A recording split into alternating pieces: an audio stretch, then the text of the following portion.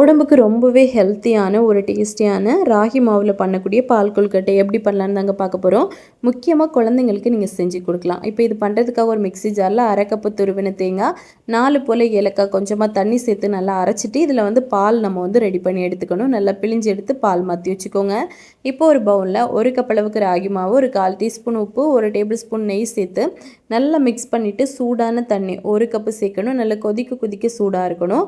1 cup தண்ணி சேர்த்து நல்லா மிக்ஸ் பண்ணிவிட்டு கை பொறுக்கிற சூடு வந்ததுக்கப்புறமா கை வச்சு நல்லா பிசைஞ்சு எடுங்க. இடியாப்ப மாவு பதத்துக்கு நல்லா பிசைஞ்சு எடுத்துக்கணும்.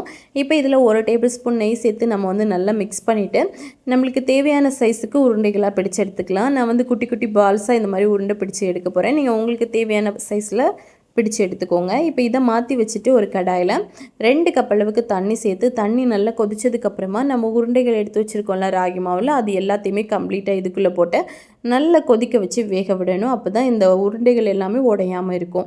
இப்போ நல்லா வெந்ததுக்கப்புறமா ஒரு பவுலில் 1 டேபிள் ஸ்பூன் ராகி மாவு, கொஞ்சமாக தண்ணி சேர்த்து நல்லா மிக்ஸ் பண்ணி இதை மாற்றி வச்சுக்கோங்க. இப்போ கொதிச்சதுக்கப்புறமா இதில் நம்ம பால் எடுத்து வச்சுருந்தோம்ல தேங்காய் பால், அதில் 1 கப்பு மட்டும் சேர்த்து நல்லா மிக்ஸ் பண்ணிவிட்டு இது கூட சுக்கு பொடி ஒரு 1/4 டீஸ்பூன் சேர்த்துக்கலாம். இது ஆப்ஷனல் தான், உங்களுக்கு விருப்பம் இருந்தால் சேர்த்துக்கோங்க.